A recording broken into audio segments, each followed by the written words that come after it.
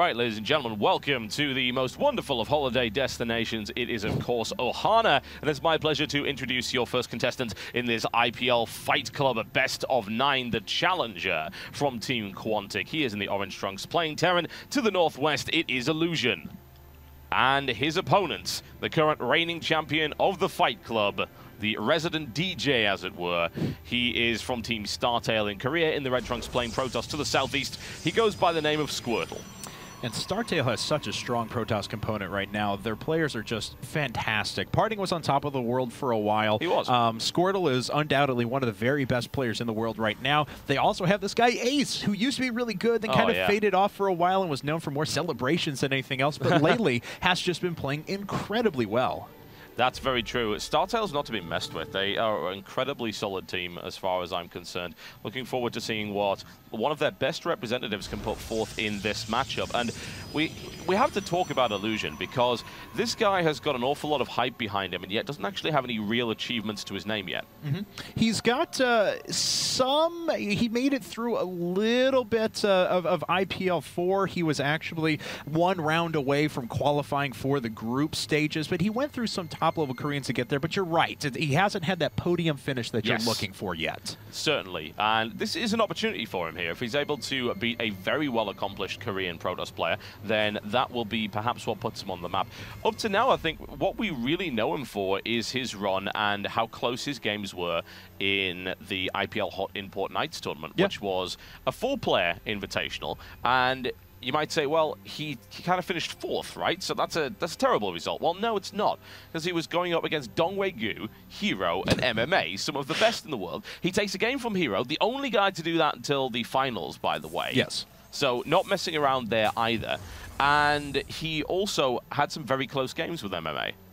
He did. The TBT series was great. I even think there were opportunities where maybe nerves got to him a little bit. I think so. Playing against MMA, of course. Yeah, you know, I mean, he had the chance to close out some of those games, but unfortunately couldn't quite get it done. Frankly, I think he should have won the set against Hero, and I'm not just saying that to pat him on the back. I'm being completely honest when I say that. He was actually ahead in both of the games that he lost at one point, and I sound like I'm BMing him right now, but no, that's not the case. He just needs that big tournament experience, I think, and he's going to be a contender for years to come. Yeah, the fact of the matter is there's potential there. There's no real question about that. Now, let's have a look at build orders, shall we? So, at the moment, we have got the 1 gas into Gateway, and so far nothing else coming out as of yet. Straight into Cybercore with the Warp Gate research. We saw a gasless expansion on 1 barracks there from Illusion.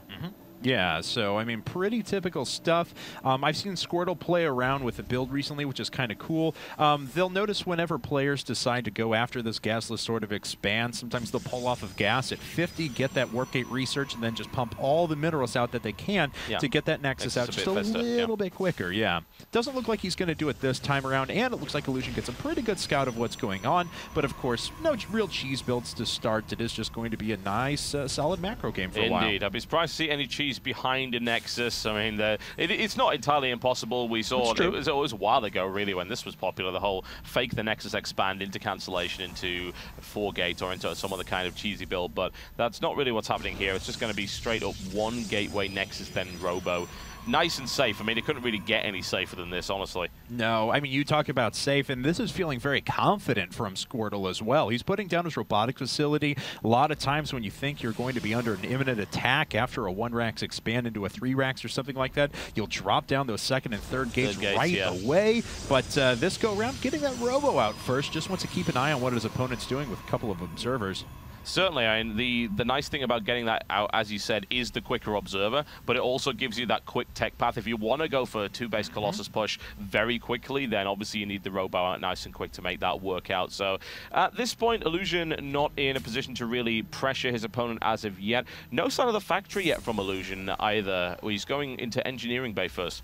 Yeah, getting those upgrades. Now, we talked about how the fact that, you know, Squirtle did so well in GSL recently, but he also finished 2nd place at IPL 4. He did. And he actually took out in a row Marine King Prime and then Slayers MMA 2-0, actually, in both of those sets with a very dirty, very disgusting 6-gate Robo that was based around not a lot of upgrades and just attacking your opponent very quick. He was able to pull that style off, but he's shown us that he can play all styles, including the very long macro-oriented game, too.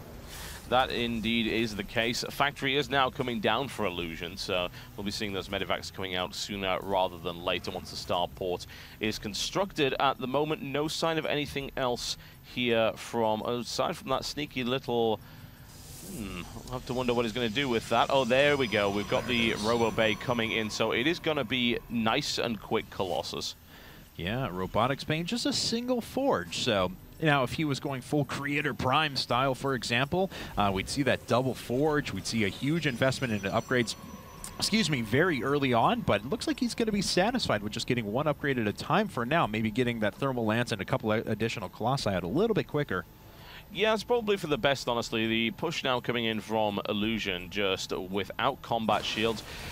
Could be, well, it's a little bit early to be any kind of stim push, especially bearing in mind you don't really want to do a stim push without medevacs anyway, and that's the real problem. If you push out at this stage, then Stalkers just snipe off unshielded Marines so quickly, and there's no answer to it whatsoever. So Illusion forced back into his base, taking a couple of losses there, and here we go. The Observer now moving in and immediately spots the timing of the medevacs. Yeah, and also Squirtle is deciding to invest in his +1 armor right away. We've seen a kind of renaissance of this recently where Protoss players have been going for a little bit quicker forges against Terrans, but reinvesting. I mean, there used to be a time, this is, a year and a half ago, when everyone was saying, yeah, you want to get that forge out, you want to get +1 armor, because then Zealots basically take no damage at the beginning of a game when they have Guardian Shields from Sentries as well. And it eventually was kind of dropped in favor of double forge and a lot more overall upgrades, but recently it's come back, and I'm kind of glad to see it.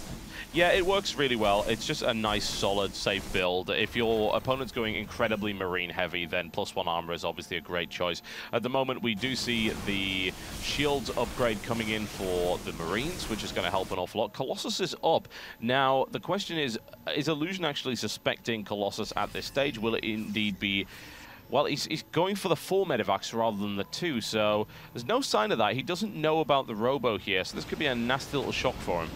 And, we were kind of talking about before the match, knowing that Ohana was the first map, this is a map that Polt actually really likes quite a bit because he loves to be aggressive, he loves to drop everywhere, and Protoss players usually are conscious of that, so unless they're going for that quick, really strong Colossus attack at the beginning, they're doing what we're seeing here from Squirtle, opening up that attack path and taking a third base, which it looks like he's going to do. All right, well, nothing wrong with that whatsoever.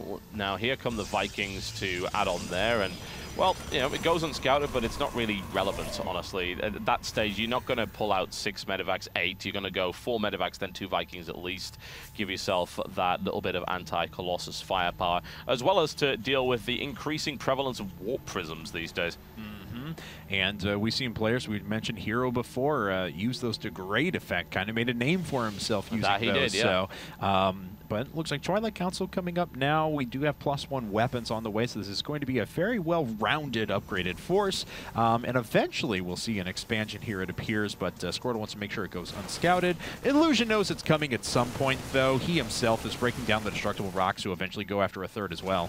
Yep, and we've got Squirtle just keeping an eye on that too, so any attempt to build there is going to be picked up by that probe. At the moment, still a very conservative play here by Squirtle thus far. No real attempts to push across the map, just content with macroing up, and perhaps it comes down to this attitude that's been going around lately. I hear this a lot, maybe you disagree with it, that at the moment, Terran is struggling just a little bit against late-game Protoss. It's been a bit of a problem, so why attack mid-game when the Terran player can take advantage of you? You're absolutely right. I mean, we've seen Terran players recently that have been going for just unbelievable amounts of ghosts, and when you try to go for 16 ghosts in your composition, you're usually just poking and prodding with drops and waiting until the extreme late game off of 4 bases or something like that until you can get to that point. So I definitely have to agree with you there, and we'll see how Illusion wants to work things. He does have 1-1 upgrades. 2-2's not on the way, and he did cut at 55 SCVs. Speaking of which, there is all 55 of those SCVs making their way out on the map. Okay, right. Well, that's one way of doing it, I guess. So, well, we're not going to expand. We're going to fake expand, transition into all my SCVs into your face.